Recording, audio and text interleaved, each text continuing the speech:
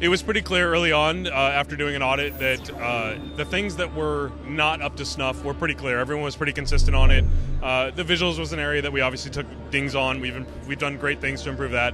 But bigger than that, it was the core combat, core gameplay, and it was really focusing on that. It was making sure the player always felt powerful. And then there was also, I mean, the combat itself. You were constantly being hit by off-screen enemies. You never quite felt like you were in control. So those were the big things. The other thing that we really learned that we wanted to fix was we gave you a whole bunch of Legos and we always dumped them out and we said, hey, there's fun, find it in the Lego pile. And this time we really want to make sure that we tutorialize things, we dole things out in a more structured gameplay and really reinforce to the player that they can learn how to play with that toy and really become successful with that toy before we move on.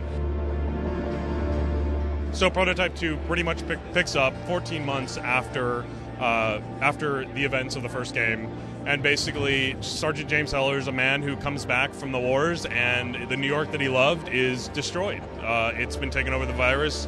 He is convinced that Alex is the complete cause of that, and he's a man with nothing to lose, and basically finds himself in a face-to-face situation with Alex, and that's pretty much where Prototype 2 really starts. Is the infection of Sergeant James Heller and Sergeant Heller's journey on finding the truth. So the first game took place in all of Manhattan, or a caricature of Manhattan, where this game is, it'll actually be broken up into different areas.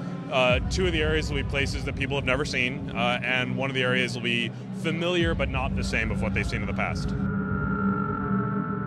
We're at no shortage of ideas for what we can do with Prototype, and the new powers at your disposal obviously are they're leveraged from what other things exist out there but are not directly Prototype. We've taken out some of the moves that left the player confused because we want to make sure the player knows what to do, but there's no shortage and there's no shortage of ideas. Being able to make the world go to 11 and then turn the corner and shapeshift and drop it back down to 2, all that gameplay is still there. What's really changed in the game structure is in the first game you had to go to your employers, and in Prototype 2 we've basically given you contacts, and the contacts allow you to drive the game and allow you to drive the narrative. So Prototype 2 will be coming on Xbox 360, Sony PlayStation 3, and the PC in 2012.